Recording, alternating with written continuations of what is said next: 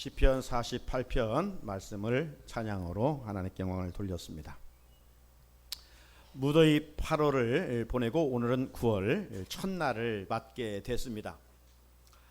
절기로는 지난 8월 8일이 가을의 시작 입추였습니다. 하지만 또 분기별로 보면 이제 9월은 또 새로운 가을의 시작이라고 할 수가 있습니다. 우리나라 사계절이 다 아름답지만 특별히 이 가을은 애국가 가사에 나올 만큼 참 아름다운 계절임에 틀림이 없습니다. 이 아름다운 계절, 좋은 계절을 특별히 9월을 주일로 시작할 수 있어서 기쁘고 행복합니다. 저 혼자만 기쁘고 행복한 것 같아요. 할렐루야. 이 좋은 계절, 특별히 열매 맺는 계절이죠.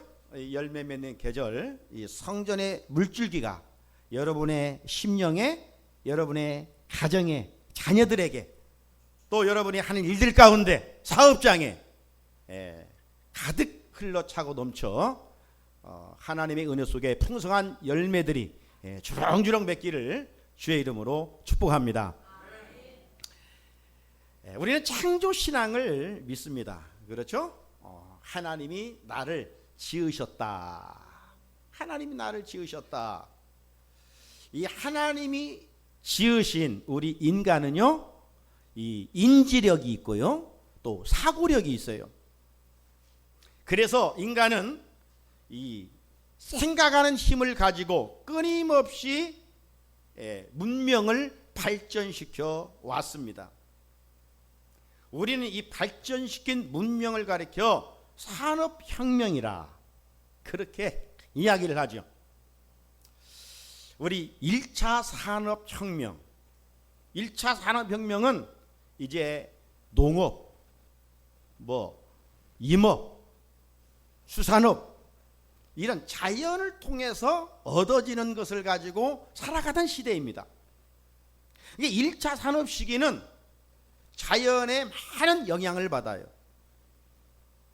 자, 이런 시대를 지나서 2차 산업혁명 시대를 맞게 됩니다. 이제 2차 산업혁명 시대는 1차에 얻어진 1차 산업을 통해서 얻어진 것들을 가지고 이제 가공을 하게 돼요. 새로운 것들을 거기서 만들어내는 일들을 하게 됩니다. 특별히 2차 산업혁명은 자연의 영향을 적게 받기 때문에 어떤 분업을 하게 되고 협업을 하게 됩니다. 상품을 생산하는 분야가 이제 많이 있게 되는데 광업, 제조업, 건설업 등이 대표적이고요. 전력, 가스, 수도업 등이 2차 산업에 해당이 됩니다. 반면에 이제 3차 산업은요, 2차 산업에서 생산된 물품을 소비자에게 팔거나 사람들의 생활을 편리하게 하여 만족을 주는 서비스 사업을 말하는 것입니다. 찾아보니까 이 3차 산업에는 도매 및 소매업, 숙박 및 음식점, 운송업, 통신업, 금융업, 부동산업, 공공행정, 교육 서비스업, 사회복지 사업 이런 많은 서비스 분야가 집중되어 있습니다. 이런 오늘 3차 혁명 산업은 경제가 발전한 많은 나라에서 더욱 중요하게 여겨지는 산업 분야입니다.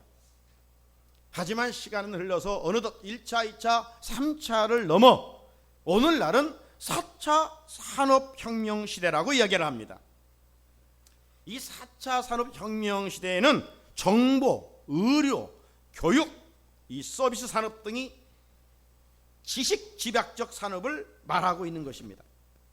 특별히 이 4차 산업혁명 시대에는 정보, IT 산업이 발전하게 되는 것이죠. 그래서 이제는 사람이 노동을 했지만 이제 사람이 일자리를 잃어버리고 IT 시대에 로봇들이 사람들이 하던 일을 하게 되고 엄청난 생산량을 가져오는 획기적인 이런 시대를 살아가고 있습니다. 자, 지금 우리는 4차 혁명 시대를 살고 있는데 앞으로 10년 후면 어떤 세상이 될까 한번 상상해 보십시오. 어떤 세상이 될까? 아마 상상하는 대로, 꿈꾸는 대로 이 세상은 달라질 것이고 변화될 것이고 혁신되어 갈 것입니다.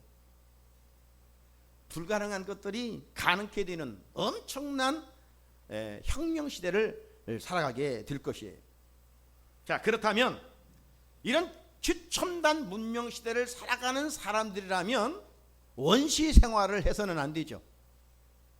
원시 생활에 살았던 그 사람들이 주로 하던 건 뭡니까? 그들의 특징은 샤머니즘이고 토테미즘 같은 것들이죠. 이들은 제사를 드려 고사를 드리고 신을 달래서 화를 면하고 복을 받기 위한 행위들을 하였던 것입니다.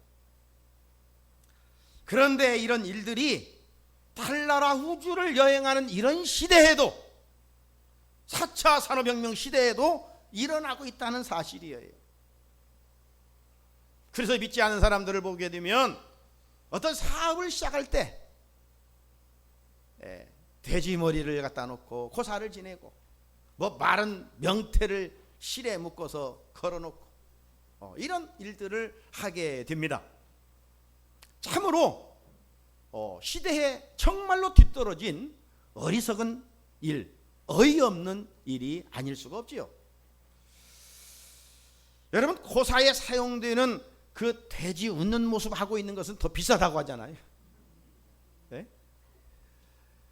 왜 웃는 모습을 하고 있는 돼지가 고사에 지낸 그 돼지가 웃고 있을까요? 두 가지 이유라고 그래요. 하나는 생명 있는 사람이 생명도 없는, 목숨 없는 돼지 자신에게 절을 하고 있으니까 너무 어이가 없어서 웃는데. 네? 그리고 또 하나 왜 웃냐? 그 고사 지내면 어떻게 해요? 10,000원짜리 이렇게 돌돌 몰아가지고 코에 이렇게 집어넣잖아요. 이게. 네? 코가 간지러워서 웃는다. 간지러워.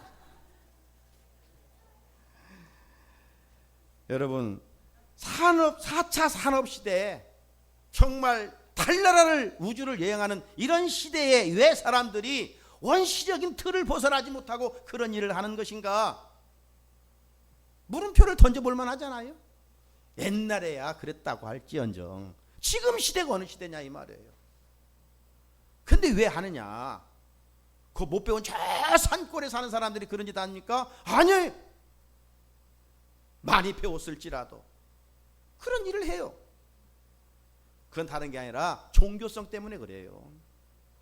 하나님이 우리 인간을 지으셨을 때 하나님을 섬기도록 마음에 칩을 심어놨어요. 그 칩이 바로 종교성이에요.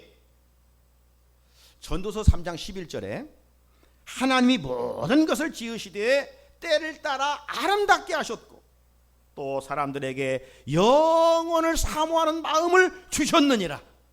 그러나 하나님이 하시는 일의 시종을 사람으로 측량할 수 없게 하셨도다.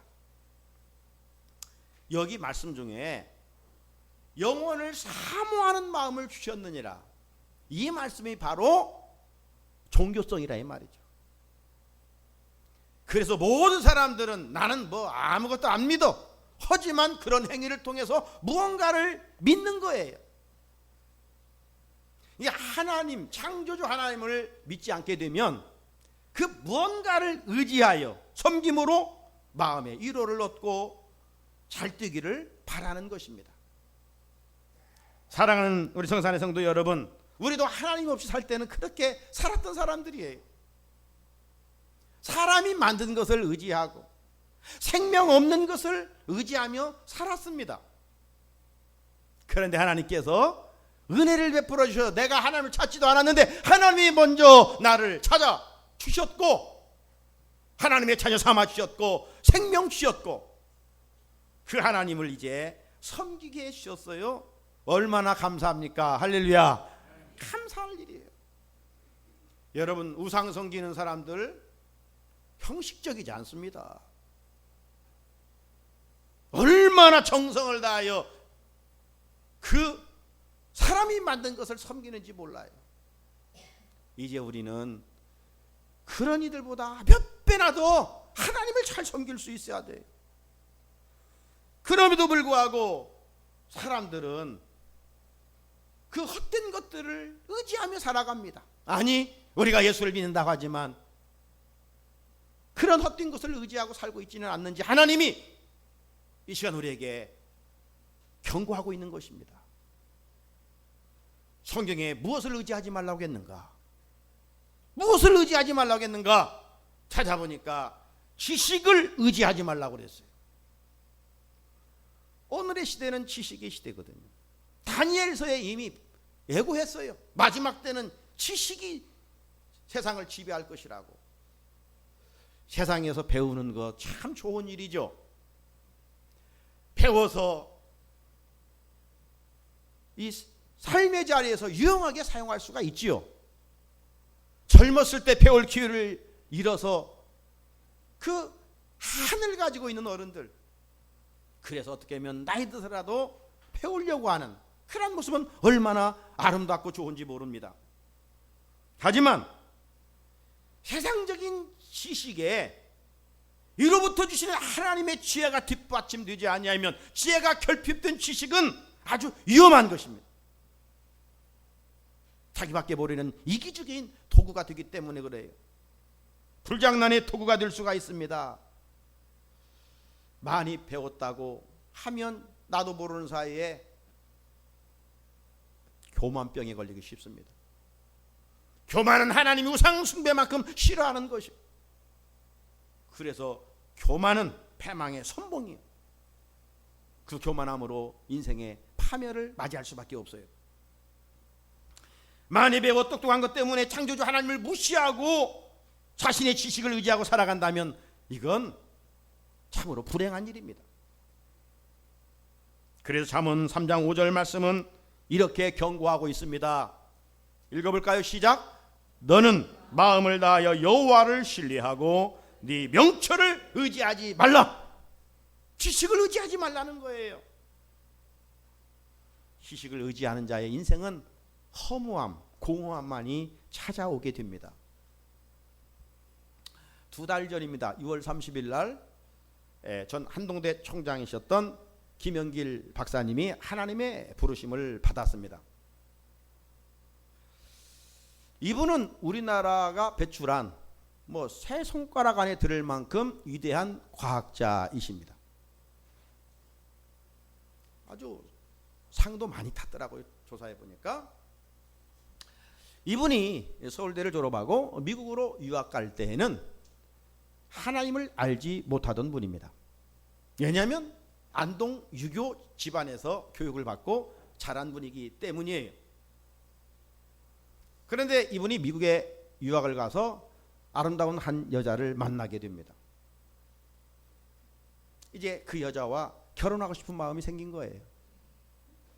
그런데 그 여자가 조건을 내걸었습니다. 교회를 다니지 않으면 나는 결혼할 수 없다. 그래서 내키지는 않지만 그 여인을 놓치기 싫어서 교회 나가겠다. 그래서 이제 그 계기로 신앙생활을 하게 됩니다. 이분은 과학자입니다. 교회를 나가면서 성경을 읽기 시작합니다. 그런데 과학자의 눈으로 성경을 읽어보니까 이건 읽을 수가 없어요. 믿지 못할 이야기들이 너무나 많이 기록되어 있는 거예요. 비과학적인 거예요. 그래서 성경을 덮어버렸어요. 이제 그 중에 어떤 것들이 이해가 안 되느냐 많이 그 책에 보게 되면 있는데 오병이의 법칙은 과학자적인 입장에서 보면 질량 보존의 법칙에 위배된다는 거예요. 어떻게 물고기 2마리와 보리떡 5개로 5,000명을 먹이고도 12광주가 남을 수 있는가? 이건 비과학적이라는 거예요. 가나 혼인잔치에 예수님께서 첫 번째 표적, 물로 어떻게 포도주를 만드는가? H2O 가지고는 포도주를 결코 만들 수 없다는 거예요. 과학적으로는. 자, 그러던 가운데 박사학위를 마치고 우리가 잘 알고 있는 미 항공우주국 나사에 근무를 하게 됩니다. 그곳에서 어느 날 출근하여 사람들이 많이 모여 있는 곳에 가보니까 그분들이 성경 공부를 하고 있는 거예요. 자기는 이제 박사 학위를 받고 나름 위대한 과학자지만 그 나사에 기라성 같은 세계의 석학들이, 위대한 과학자들이 모여서 하나님의 말씀 성경을 공부하고 있는 거예요. 그래서 거기에서 큰 충격을 받았어요. 그래서 그 계기로부터 신앙생활을 열심히 하고 우리나라 기숙과의 카이스트 교수 하시다가 이제 한동대의 초대 총장이 되었지요. 그래서 하나님의 대학 한동대학교를 만들어서 많은 후배들을 양성하게 됩니다. 그리고 이제 귀국해가지고 하용조 목사님 돌아가신 그분을 만나서 이제 온누리교회를 세워 초대 장로로 사역을 하게 된 것이죠. 한때 그는 자기의 과학적인 지식이 최고인 줄 알고 교만했었습니다. 하지만 자기보다 더 훌륭한 과학자들이 하나님을 섬기며 공부하고 있는 그러한 모습을 보면서 자신의 지식의 교만이 깨어졌고 하나님을 더 신실하게 섬기게 된 것이죠. 만약 그가 배운 지식 때문에 하나님을 멀리하고 교만하게 살았다면 그의 지식은 그를 지옥으로 이끌고 말았을 것입니다. 우리의 얄팍한 그 조금 알고 있는 지식을 의지해서는 안 되는 것이에요. 또 성경은 사람을 의지하지 말라고 그랬어요. 사람을 의지하지 말라. 이사야 2장 22절에 보면 너는 인생을 의지하지 말라. 그의 호흡은 코에 있나니 새말 가치가 어디 있느냐라고 말했습니다. 인생은요 참 강한 것 같아요 그때는. 그런데 본질적으로 가보면 참 약하기 또 짝이 없어요. 정말 두 손으로 코를 좀 막고 있으면 죽는 것이 인간이에요. 그렇지 않습니까? 오늘 읽은 9절 말씀도 보게 되면 우리 사람을 입김과 같은 것이 입김. 허면 입김이 보였다가 사라지잖아요. 그리고 인간은 속임수라는 겁니다. 입김보다 가볍다라고 오늘 9절은 말씀하고 있어요. 이런 인간을 의지할 수 있겠습니까? 그럼에도 불구하고 인간을 의지하면 잠언 29장 25절에 뭐라고 했느냐? 사람을 두려워하면 올무에 걸리게 되거니와 여호와를 의지하는 자는 안전하리라. 할렐루야. 왜 사람을 의지하면 안 되는가? 그 이유는 사람을 의지하면 올무에 걸리게 돼. 여러분 사람 믿다가 발등 찍힌 적이 없습니까? 사람은 그래서 믿을 대상이 아니고 사랑할 대상이에요. 믿으면 발등 찍혀요. 그리고요 타락한 인간은 마음에 포악함이 자리 잡고 있어요. 그래서 믿을 대상이, 의지할 대상이 결코 될 수가 없어요. 이 오늘 본문의 10절에도 포악을 의지하지 말며 그랬지요. 이 배경은요 왕의 제도일 때 이 왕을 가진 사람들은 대부분 역사적으로 폭군들이었어요.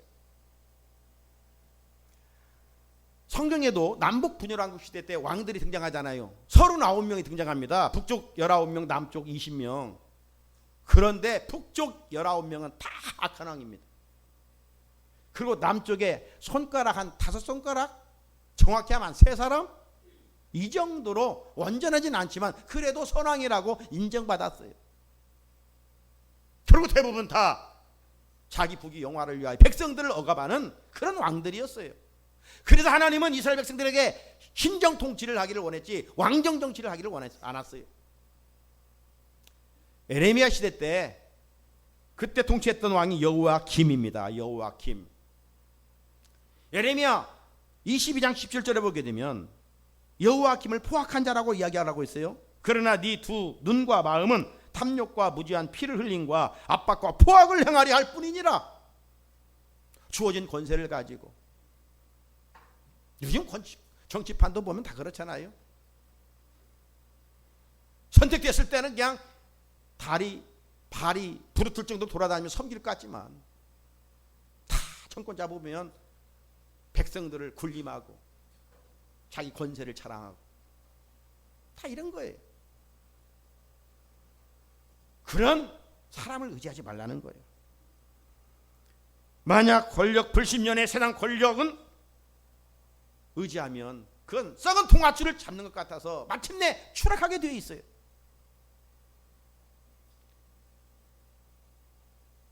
그래서 하나님은 포악을 행하는 사람을 의지하지 말라.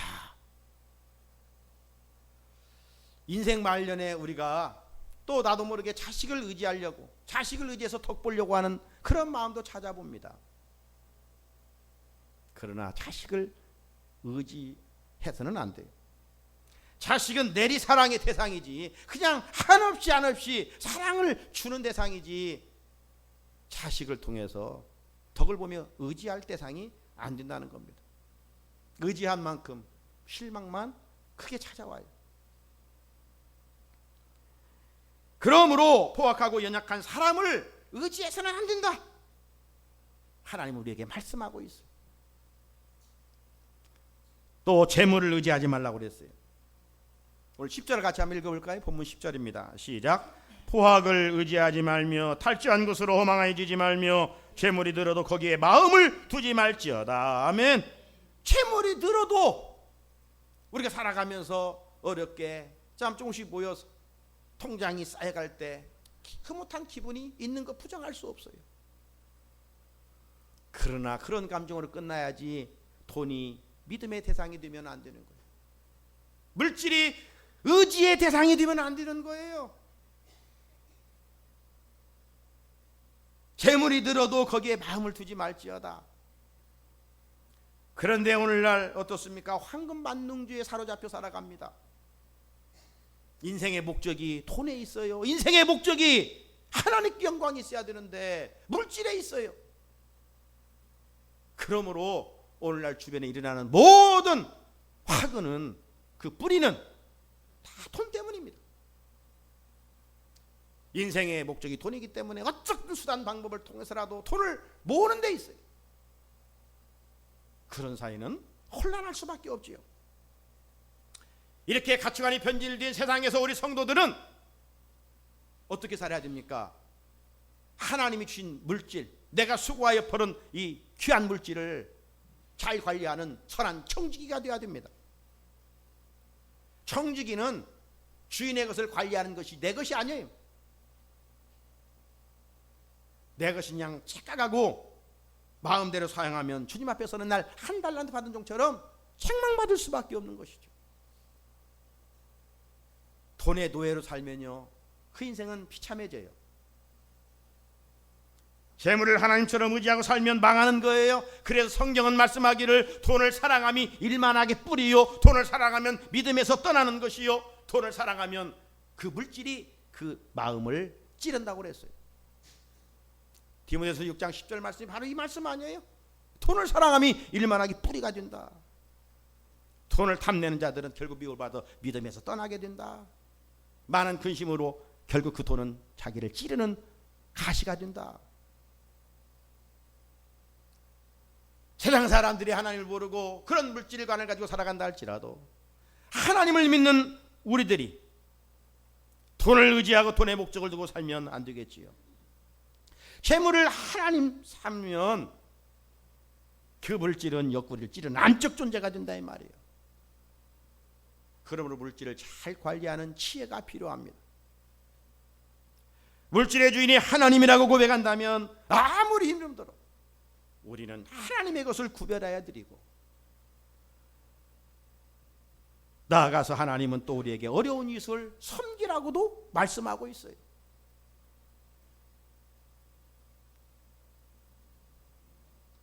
흩어 구제를 즐겨하는 자는 풍족하게 된다라고 성경은 말씀하고 있어요. 움켜쥐는 것이 풍족한 인생이 아니에요. 그리스도인으로서 우리가 어디를 가든지 인색하다는 소리를 들으면 안 되겠죠. 우리가 재산을 팔아서 다른 사람 차 한 잔 대접하는 게 아니에요. 어디를 가든지 우리는 나누고 베푸는 일에 부유한 자로 칭찬을 드려야 돼요. 그래서 성경에 보게 되면 모든 직분자들의 공통점은 칭찬받는 자라야 하느니라. 칭찬받아야 돼요. 세상에서 칭찬받는 일이 뭡니까? 욕심 부리는데 칭찬받아요? 자기들은 더 하면서 저 예수 믿는 것들이라고 욕합니다. 전도의 길이 막아져요. 우리는 이런 물질관이 없으면 언젠가는 믿음을 배반하고 세상으로 갈 수가 있습니다. 본전 생각나서 신앙생활 할 수가 없어요. 그래서 성경은 탐심은 곧 우상숭배라고 그랬어요. 물질관이 잘못되는 것, 그건 나도 모르게 물질의 지배를 받고 살아가는 거예요. 물질의 노예가 되는 거예요. 그게 우상숭배라는 거예요. 그런 물질을 섬기거나 의지해서는 안 되는 것이죠. 사랑하는 우리 성산의 성도 여러분, 세상 사람들은 보이는 그 물질의 최고의 가치를 두고 살아갑니다. 소망을 두고 살아갑니다. 하지만 우리 그리스도인들은 물질의 소망이 아니라 하나님 나라가 소망해야 되고, 우리에게 영원한 생명을 주신 예수 그리스도가 우리와 우리 가정의 소망이 되어야 될 줄로 믿습니다. 그렇게 끝까지 믿음을 지키기 위해서는 재물에 소망을 두면 안 돼요.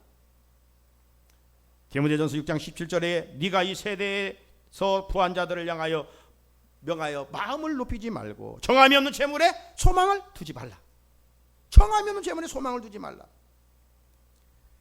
재물에 소망을 세상 사람들은 황금 만능주의에 빠져 있기 때문에 돈이면 다 된다. 이게 세상 사람들이기 때문에 돈에 그렇게 우상화를 하는 것이에요. 그러나 우리 그리스도인들은 돈이 최고의 가치가 아니잖아요. 돈으로 천국까지 못 가잖아요. 그러면 우리 그리스도의 최고의 가치는 뭐냐? 말씀과 믿음이에요. 그것이 능력이에요. 그래서 오늘 11절을 보면 권능은 하나님께 속하였다. 재물은 의지의 대상이 결코 아니라 관리의 대상이에요. 사랑의 대상이 아니에요. 물질을 사랑하면 일만하게 뿌리라. 잘 관리할 수 있는 이런 지혜가 필요한 것이죠. 그렇다면 우리가 일생 의지할 대상은 누구일까요? 살아계신 하나님, 세상을 창조하신 창조주 하나님이십니다. 하나님을 어떻게 의지하라고 말씀하는가? 자, 오늘 본문 8절을 같이 읽어보면 8절 시작. 백성들아 시시로 그를 의지하고 그의 앞에 마음을 토하라. 하나님은 우리의 피난처시로다. 아멘. 어린아이들이 엄마를 의지하듯이 우리가 아빠, 아버지 되신 하나님을 그 마음으로 의지하라는 거예요. 어린아이들에게는 금덩이가 필요 없어요. 엄마 아빠만 있으면 행복하는 거예요. 오늘 우리에게 마찬가지입니다. 하나님으로 만족하는 거예요. 어린아이들이 엄마 아빠 없으면 울지요. 그 울음은 단순히 젖 먹기 위한 울음이 아닙니다. 나 살 수 없다는 겁니다. 살 수 없다는 울부짖음이에요. 오늘 우리들도 이런 어린아 같은 순수한 마음을 회복해야 됩니다. 나는 하나님이 없이는 살 수 없습니다. 나는 하나님 의지하지 않고서는 살 수 없습니다. 이런 고백이에요. 그래야 이 풍파많은 세상 끝까지 믿음 생활을 할 수가 있어요.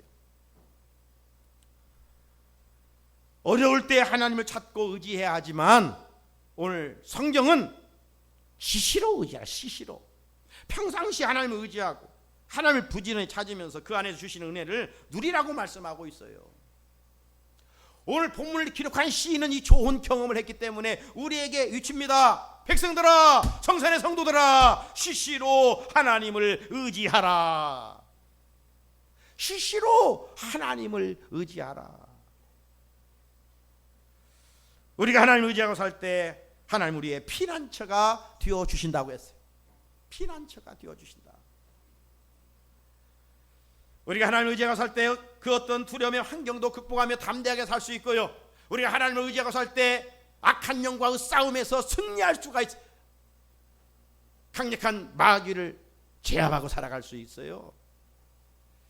시편 60편 12절 우리가 하나님을 의지하고 용감하게 행하리니 그는 우리의 대적을 밟으실 이심이로다. 그렇다면 시시로 하나님을 의지하는 신앙의 몸부림은 무엇일까요? 그게 바로 기도입니다. 오늘 8절에 그의 앞에 마음을 토하라. 하나님은 우리의 피난처시로다라고 그랬어요. 지금 여러분의 마음이 무엇으로 가득 채워져 있습니까? 지금 풀리지 않는 어떤 일 때문에 근심과 걱정으로 가득 차 있지는 않는지요? 미움과 시기와 다툼으로 채워져 있지는 않는지요? 탐심과 욕심으로 정욕으로 채워져 있지는 않는지요? 다른 사람 몰라도 우리 자신은 잘 알고 있습니다. 자가 진단했을 때 하나님이 싫어하시는 것으로 채워져 있다면 하나님 앞에서 토하라는 겁니다. 토하라는 거예요.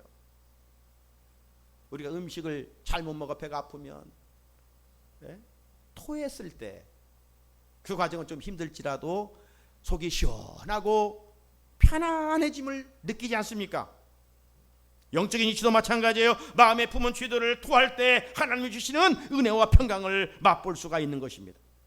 그리고 샘솟는 기쁨이 찾아오게 되어 있어요. 누가 성숙한 그리스도인입니까?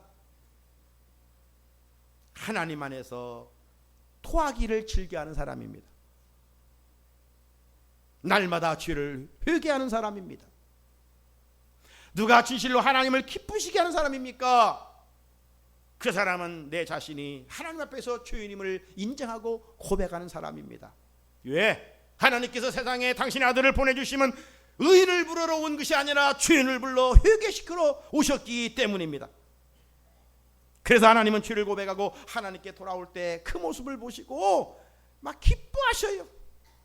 당자가 돌아왔을 때 아버지의 그 기쁨 기억하십니까? 실상은 아버지의 재산을 손해본 아들이에요. 그런데 회개하고 돌아왔을 때 묻지 않습니다. 기뻐하십니다. 한없이 덩실덩실 춤을 추며 기뻐하십니다. 어느 정도로 기뻐하시느냐? 누가복음 15장 7절에 이른 양 비유에서 결론이 이것 아닙니까? 내가 너희에게 이르노니 이와 같이 죄인 한 사람이 회개하면 하늘에서는 회개할 것 없는 의인 99으로 말미암아 기뻐하는 것보다 더하리라. 우리가 회개하면 하나님 나는 죄인입니다. 나는 허물이 많습니다. 내가 하나님의 자녀인데 또 이렇게 살지 못했습니다. 그러면 하나님은 너는 양심도 없냐? 이렇게 하지 않으시고 언제든지 기쁘게 받으시고 네가 주인을 인정하는구나. 내가 그래서 내 아들까지 보냈지 않느냐. 그러면서 덩실덩실 춤을 추신다는 거예요. 우리가 신앙생활에서 무엇으로 하나님을 그렇게 기쁘게 춤을 추게 할 수 있겠습니까? 다른 것이 아니에요. 내가 주인임을 하나님 앞에서 인정하고 회개하는 것입니다. 말씀을 마칩니다. 사랑하는 성도 여러분, 하나님이 지으신 인간에게는 종교성이 있습니다. 그래서 무언가를 의지하려는 마음이 있습니다. 그런데 하나님이 금하신 것들을 의지하면 그 인생은 공허합니다. 허무합니다. 그들의 종착역은 둘째 사망 불못일 수밖에 없습니다. 지식을 의지해서는 안 됩니다. 사람을 의지해서도 안 됩니다. 재물을 의지해서도 안 됩니다. 우리가 의지할 대상은 오직 한 분 구원자 하나님이십니다. 말씀 듣고 불을 찬송해 생명 있을 동안 예수 의지합니다. 천국 갈 동안 예수 의지합니다. 남은 생에 하나님만 의지하고 믿음 생활을 이어갈 수 있기를 바랍니다. 이것이 진정 복 있는 사람이라고 성경은 말씀합니다. 다 같이 예레미야 17장 7절을 한번 같이 읽어볼까요? 시작. 그러나 무릇 여호와를 의지하며 여호와를 의뢰하는 그 사람은 복을 받을 것이라. 아멘. 복 받기 원하잖아요. 하나님이 정해놓으신 룰에 입각해 살아야 돼요. 그런 사람이 복 있는 사람이에요. 복을 받을 것이라. 누가? 헛된 것 의지하지 말고 하나님을 의지하고 하나님을 신뢰하고 그런 사람이 복을 받을 것이다. 어린아이 같은 마음으로 우리 여호와를 의지하는 자는 지난번 수련의 주제처럼 시냇가에 심은 나무처럼 복 있는 사람으로 살아갈 수가 있습니다. 가을의 문턱에서 내일부터 시작되는 한 주간 특별 새벽 기도입니다. 한 주간입니다. 힘들죠? 깨우지 않았던 분들. 이유되지 말고 함께 이 좋은 계절 문제들을 가지고 하나님께 올라와서 기쁨으로 참여해 다시 한번 하나님 없이는 살 수 없습니다. 하나님이 도와주시지 않으면 살 수 없습니다. 여호와를 의지하는 귀한 신앙을 회복하는 우리 성산의 성도들이 될 수 있기를 주의 이름으로 축복합니다. 우리 같이 주신 말씀 붙들고 같이 기도드리겠습니다.